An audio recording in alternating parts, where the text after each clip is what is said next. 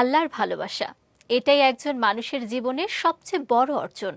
কিন্তু চমকে দেওয়ার মতো সত্য হলো, এই ভালোবাসা পাওয়ার জন্য কঠিন কোনো শর্ত নয়, বরং খুব সাধারণ এক মানবিক গুণই যথেষ্ট হতে পারে।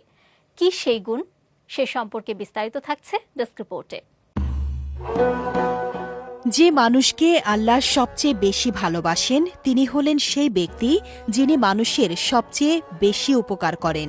ইসলাম শুধু নামাজ, রোজা বা ইবাদতের মধ্যেই সীমাবদ্ধ নয়, বরং মানুষের কল্যাণকেও ঈমানের গুরুত্বপূর্ণ অংশ হিসেবে তুলে ধরেছে। রাসূলুল্লাহ সাল্লাল্লাহু আলাইহি ওয়াসাল্লাম বলেছেন, আল্লাহর কাছে সবচেয়ে প্রিয় মানুষ সে যে মানুষের জন্য সবচেয়ে বেশি উপকারী।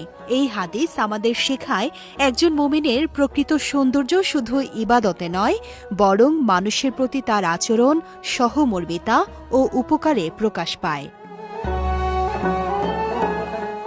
মানুষের উপকার মানেই শুধু অর্থ সাহায্য নয়। ক্ষুধার্তকে খাবার দেয়া যেমন উপকার, তেমনি হতাশ মানুষকে সাহস দেয়া, অসুস্থের সেবা করা, কাউকে সঠিক পথ দেখানো কিংবা একটি কষ্ট দূর করে দেয়াও বড় নেক আমল।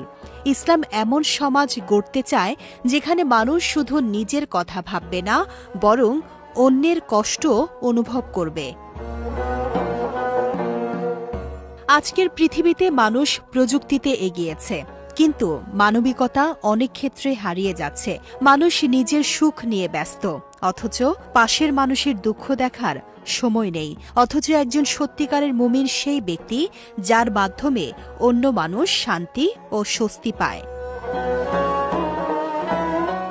পবিত্র কোরআনে আল্লাহ বলেন, তোমরা সৎকর্ম ও উপকার করো, নিশ্চয়ই আল্লাহ সৎকর্মশীলদের ভালোবাসেন।